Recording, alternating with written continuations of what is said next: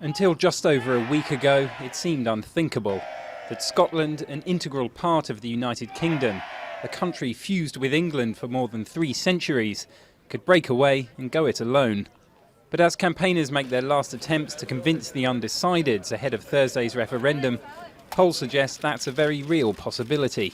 Our confidence is not based on any opinion poll, on any particular aspect, on any endorsement, on any expert. It's based on what we're finding in the communities around Scotland. That's what our confidence is based on, and it's on that we know the momentum is with us.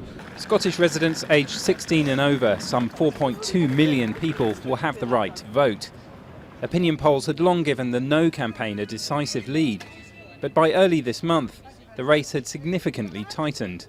I think the entire British political establishment, including sections of the British media, certainly as based in England, particularly in London, has just coasted along assuming that No would win.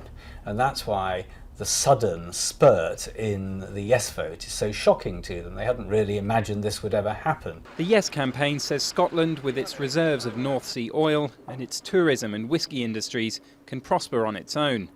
It's also benefited from frustration among Scots that despite having their own parliament and considerable autonomy, they're still ultimately ruled by a Conservative-led government in Westminster, which they say doesn't represent them.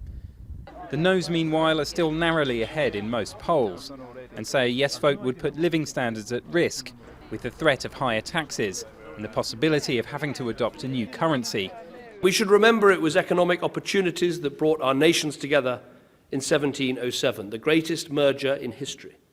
3 centuries on, our union and our prosperity are still closely bound.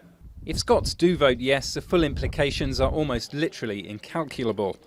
Months of intense negotiations would begin over how and where to relocate Britain's nuclear submarine base, how to disentangle 300 years of shared institutions, and the status of relations with the EU, NATO and the wider world.